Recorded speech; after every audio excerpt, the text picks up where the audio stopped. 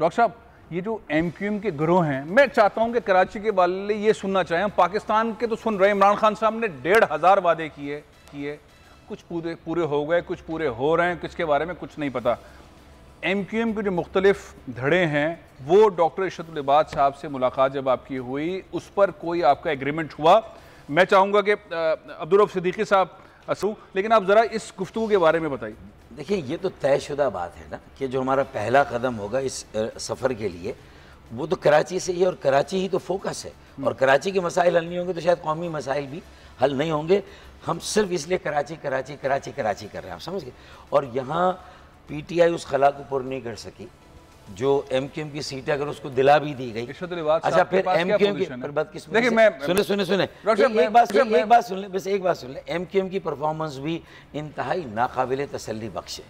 इस सूरत में इसके अलावा कोई रास्ता नहीं है कि इस खला को पुर किया जाए, और जिस हद तक नेचुरली मुमकिन है उसको पुर किया जाए। और अगर इस खला को क्रिएट करने में कोई अननेचुरल चीज़ें हुई थी तो फिर थोड़ा सा इसको ठीक करने के लिए अगर सबकी जरूरत है, ये मेरी अकेले की जरूरत, कराची की जरूरत, मेरे नौजवानों की, मेरी, मैं समझ रहा था आप कोई ऐसी बात बताएंगे जिसपे कराची वाले हैरान हो जाएंगे। नहीं, हैरान हो गए कराची वाले। इशरत उल इबाद साहब से मुलाकात की, अंदर हमने कहा टाइम टेबल नहीं बताया, मैंने कहा कि आएंगे, उनकी पोजीशन मैंने 2 माह पहले आपके प्रोग्राम में आकर अब्बू कहा, काश वो समझ जाए पॉलिटिकल सर्फिंग एक चीज होती है। देखें, ये अपॉर्चुनिटी आ रही है, अपॉर्चुनिटी आ रही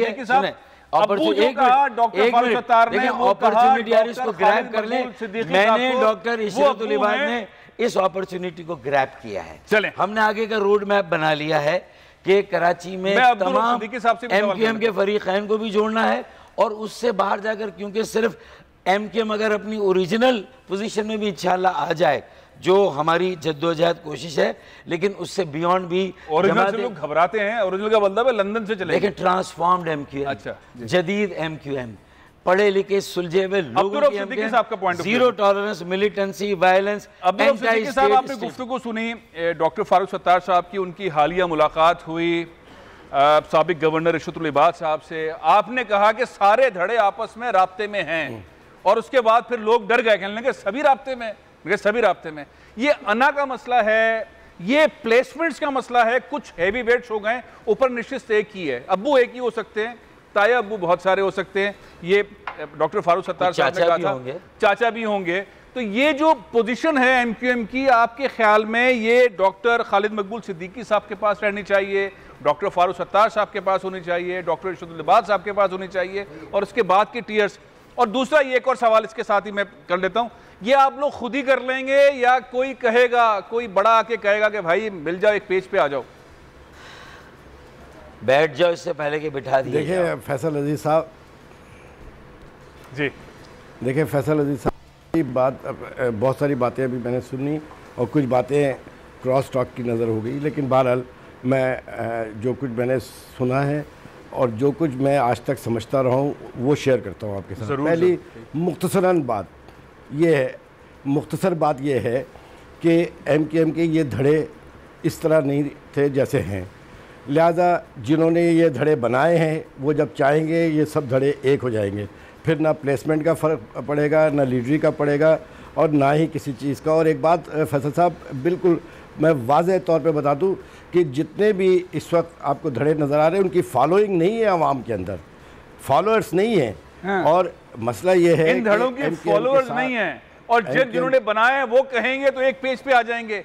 जब तक वो कहें, आपको मालूम है वो कहेंगे कभी ना कभी खुद ही एक पेज पर आ जाएं। यस, बैठ जाएं इससे पहले कि बिठा दिए जाएं। हाँ। मेरे ख्याल में प्रोग्राम को एंड कर देंगे, सारी बात तो उन्होंने कह दी। जी जी रऊफ सिद्दीकी साहब, देखें ये एक नेचुरल प्रोसेस होता है। अगर तो सियासत भी है और फिर जद्दोजहद भी है, नंबर 1। नंबर 2, हम जब बात करते हैं या हमें नफसियाती तौर पे इतना मजबूर कर दिया गया है कि हम सिर्फ कराची बेहद मसाइल का शिकार है, यहाँ सांस लेना भी दुश्वार हो गया है, रोटी खाना भी दुश्वार हो गया है, रोज़गार भी दुश्वार हो गया है। लेकिन हम साथ साथ अगर MQM को जो लोग नहीं तस्लीम करते वो कम से कम शहरी इलाक़ों में तो तस्लीम करते हैं।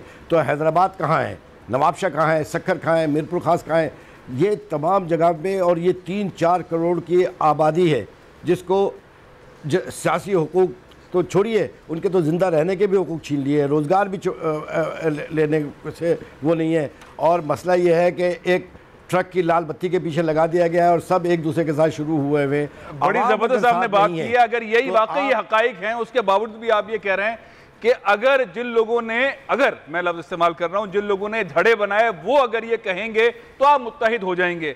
इन तमाम मसाइल के बावजूद के सारे दानिश्वर, सारे आपके पास काबिल लोग मुख्तलिफ धड़ों के अंदर मौजूद हैं, लेकिन वो एक पेज पर नहीं आते, एक पेज पर नहीं आ पाते। आपके ख्याल में रुकावट एक पेज पे आने में क्या है? देखिए, मैंने आपको बता तो दिया है, रुकावट वगैरह कुछ भी नहीं है। बात यह है कि आप दानिशवराना और फ़लसफ़ियाना जितने भी फार्मूले थे वो अप्लाई पहले भी हो चुके हैं ना। 88 से तो ये हो ही रहा है और होता ही रहेगा। लेकिन उसके साथ भी याद रखिए कि गोली और गाली मसाइल का हल किसी सूरत में नहीं है। आज जो मैं आपको बता रहा हूँ, ये मैं 2-2.5 बरस से कहता रहा हूँ कि लोगों की जो राय है, लोगों की जो सोच रहे हैं, वो पहले एक तशवीश थी, फिर अब वो गुस्से में तब्दील होती चली जा रही है। सब्सक्राइब करें और बेल दबाएं ताकि कोई खबर रह न जाए।